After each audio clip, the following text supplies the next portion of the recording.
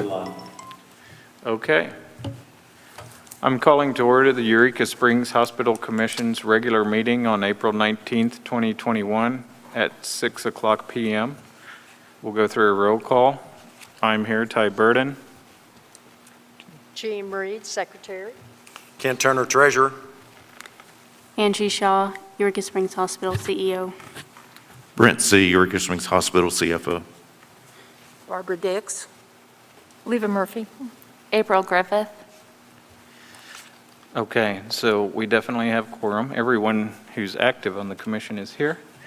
So has everybody had a chance to read the minutes of the regular meeting from March 15th, 2021? If so, can I get a motion to approve those minutes? So moved. Can I get a second? Second. All of those in favor of approving the minutes, say aye. Aye. All of those opposed? So we will accept those minutes. Also, has everyone gotten a chance to read the minutes of the special meeting from April 5th, 2021? Okay. Can I get a motion to approve those minutes? I make a motion. Okay, to approve? Yeah. Do we have a second? I'll second. Okay, all of those in favor say aye. Aye. All of those opposed? So we'll put those minutes into the record as well. Doesn't look like we have anybody tonight for public comment. Therefore, we'll move to the treasurer's report. Treasurer's report you have on your sheet. We had checking account. We had no deposits, no withdrawals, so the balance is the same as last month, $17,039.01. Money market account, the only activity had was $408.40 worth of interest. That leaves a balance of $1,202,567.15. And then the CD still has the same balance. The balance accrues on it on the 21st of April, so day after tomorrow. Okay, very good. Does anyone have any questions for Ken or any discussion on the treasurer's report? If not, we'll move on to the committee reports. Kent, would you like to go first on the Finance Committee? Sure. I've been trying to get back and forth with Drew to talk about bringing on the report writer specialist on an interim basis. He's supposed to be doing some research for me on that, and I have not heard back from him. I did have a discussion with Angie and wrote up a job description for an accounting manager, full-time accounting manager position at the hospital, just as a starting point, which would handle stuff that's not being handled today and oversee everything that is being handled today. Then we, in fact, I got based upon our special meeting, I got the procurement written up for the virtual CFO. That went out. We've had one response so far. That should probably, it ends sometime this week. I think it's probably Thursday is the day it ends. And so once that's done, then we can see where we're at and go from there. Very good. Appreciate all your work on that.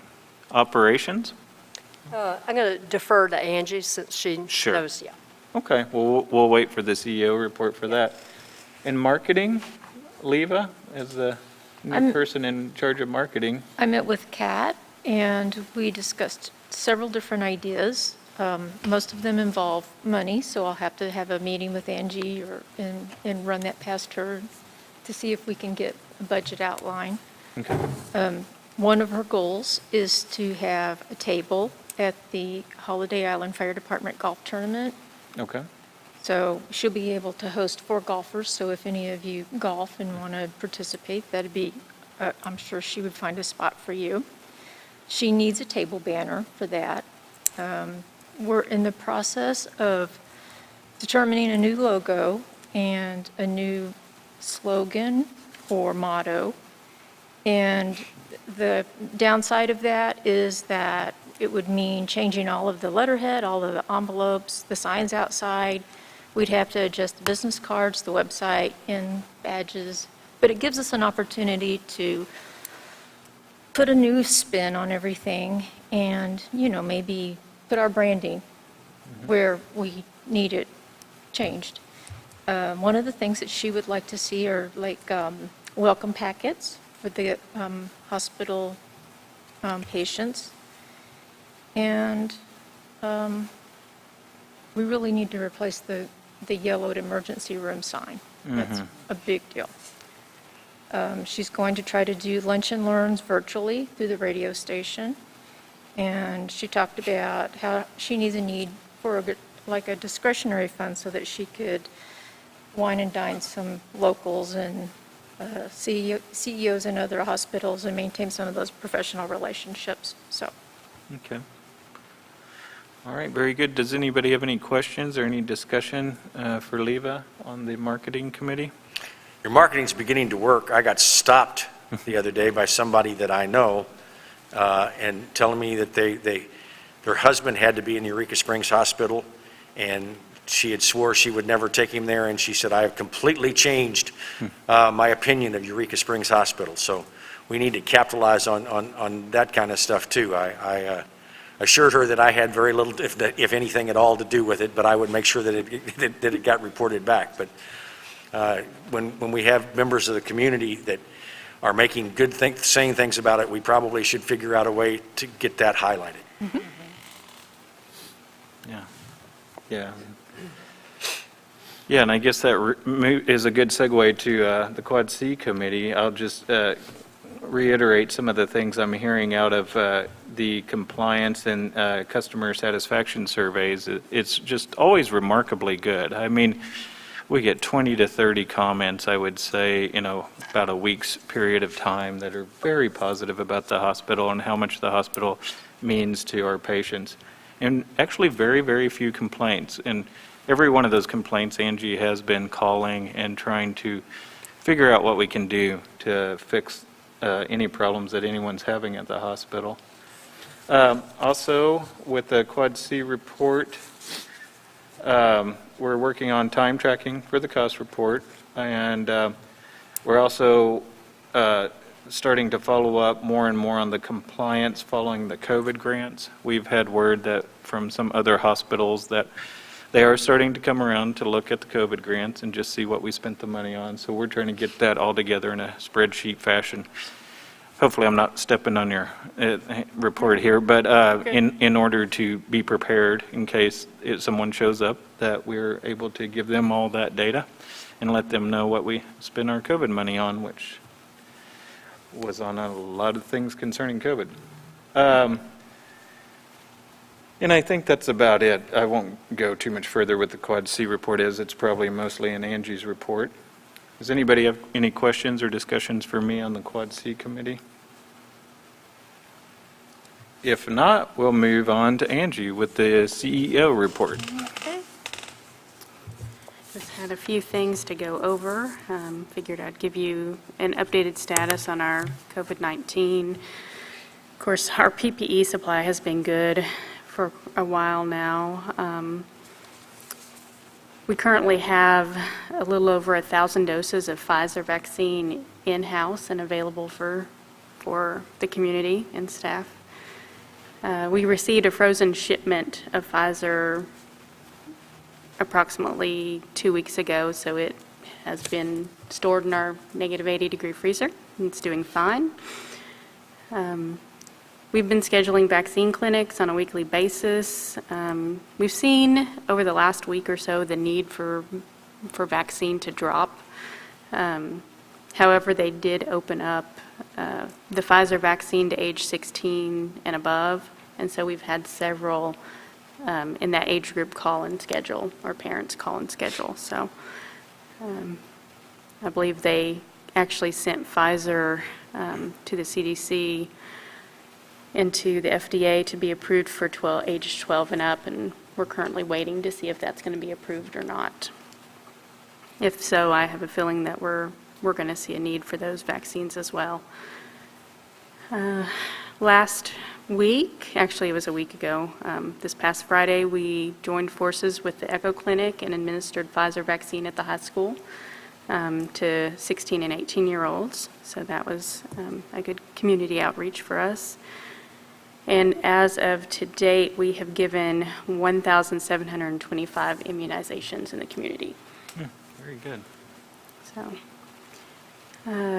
let's see, due to the many changes in the weather, the repair on the ramp has been delayed. However, we did contact the company this morning, and they have confirmed that they are starting this week. Pray that the weather doesn't cause any more havoc, Right. but they will be here, they said, come rain or shine.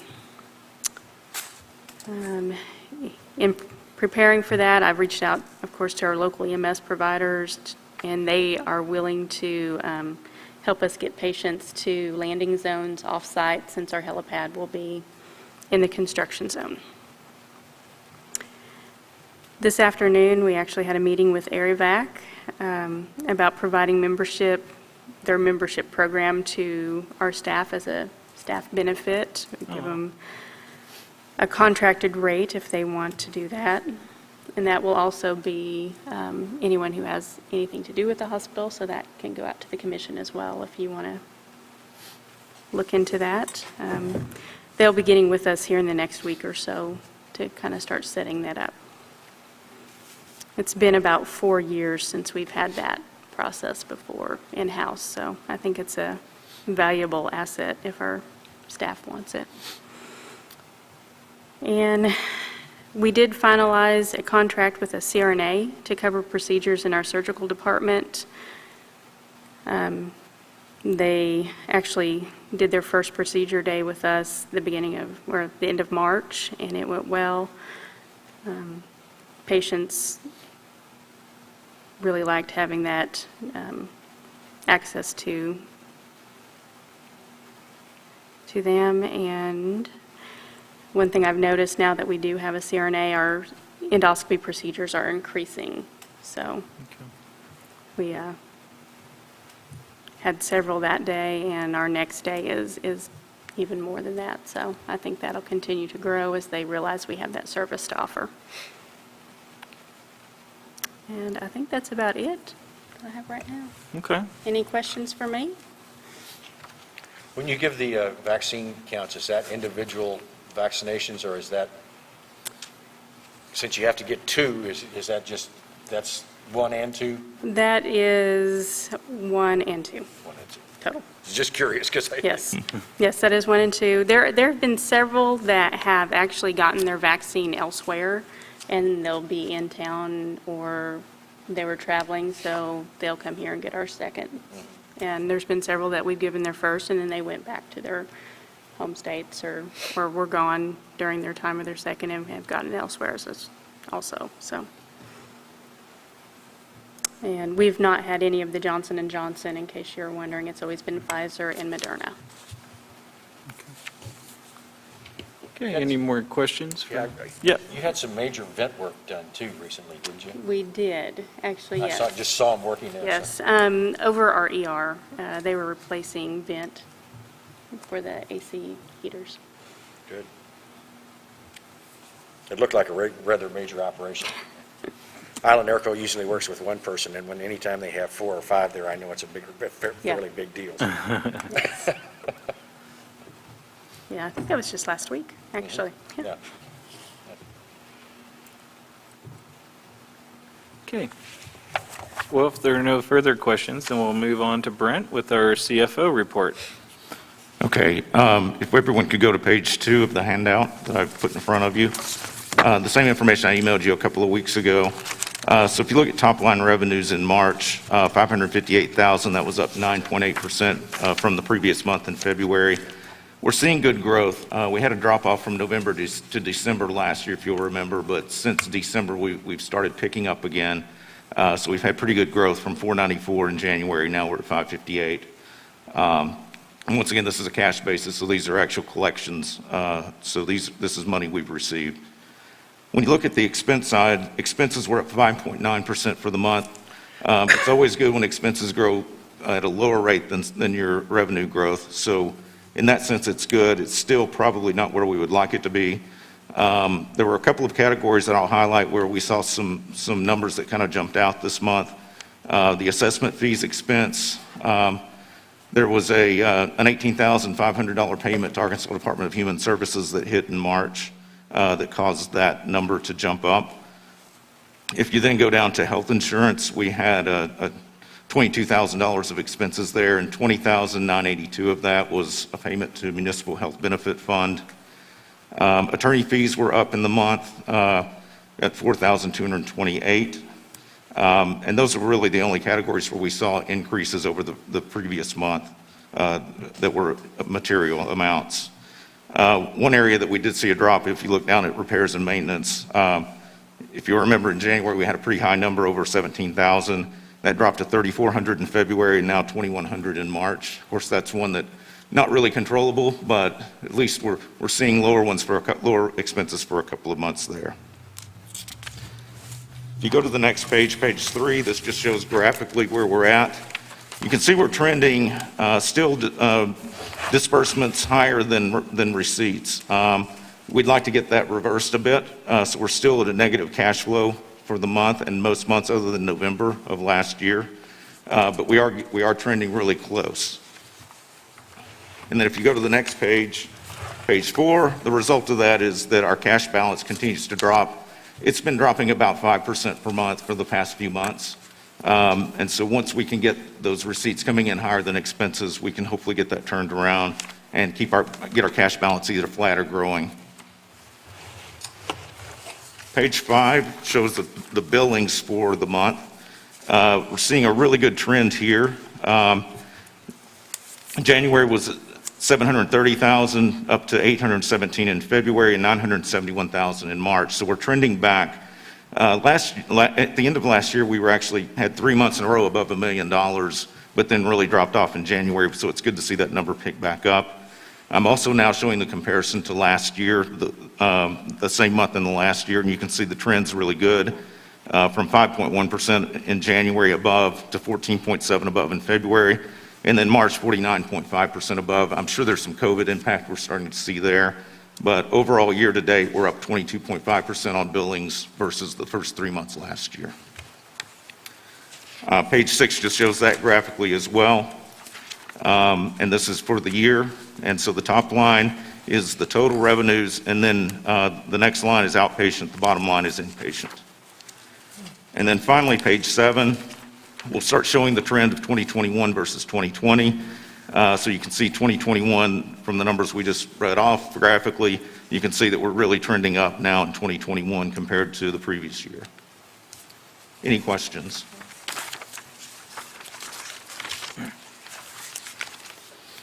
The vent repairs that we just saw, it's not reflected in here, I'm sure, but is that getting expensed as repair and maintenance, or is it getting capitalized? It's repair and maintenance. We should look and see. Yeah, a total replacement of your vents probably should be a capital Yeah, expense. I think we can capitalize that and depreciate over 15 years. Yeah. It would depend on the amount, but if it's as big of a project as what you're saying, then yeah, it's likely something we would look to capitalize. Well, you just don't want to get crossways of gas here because it's. Yep.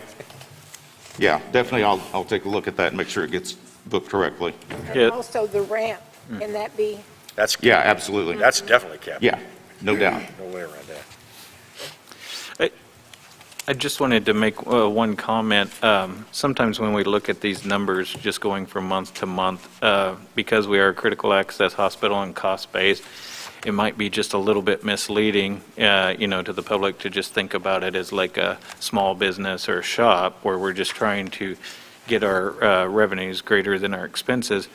We have to remember that we're waiting on one cost report from the prior year, and then we expect another cost report at the end of the year. That will be a substantial amount of money compared to the monies that we see here. So although it may look like we're kind of still in the negative, and that's getting closer and closer, which is great, for a critical access hospital, it's not always the intention to necessarily make a big profit on that, because we have to keep our cost in line. And I just say that just, for the public, for them to understand that these numbers for us, even though they are on a cash basis, which we're working on, are quite good. as far as the stability of the hospital as compared to what we've seen in the fairly recent past. So that's all I wanted to say. Okay, any other questions or discussion for Brent? If not, we'll move on to CFO contract. Over this past month, on April 5th, we did have a special meeting in order for the commission to initiate the process of seeking a CFO under a contract basis. As far as I'm aware, we've just had one bid so far for that position. There have been no other bids. We still have a few days left in that bidding window, and so we're just kind of on hold right now. Is there anything else, Kent, you would like to add to that since you've been working on that diligently? No, I don't think so. Did you intend to file? That's a secret. It's a secret. Okay. No, I do. Okay. You do? I've just finished up tax season, so Yeah, I am working on it. I understand. My whole point of asking you that was not to put you on the spot, but we didn't allow a whole lot of time, so consequently, it doesn't surprise me that we haven't gotten anything in yet. Right. So, yeah, I mean, it takes 2 weeks to put together a fairly decent proposal, so, Right. I don't think we should just assume that we're not going to get anything else, because it does take time to do that, so. Okay. Very good. Does anybody else have any questions about where we're at on CFO contract? If not, then I suppose we will move to our commissioners' comments. April, do you have any comment? Not at this time. Okay. Leva? No, I'm good, thank you. Barbara? No, thanks. Jean?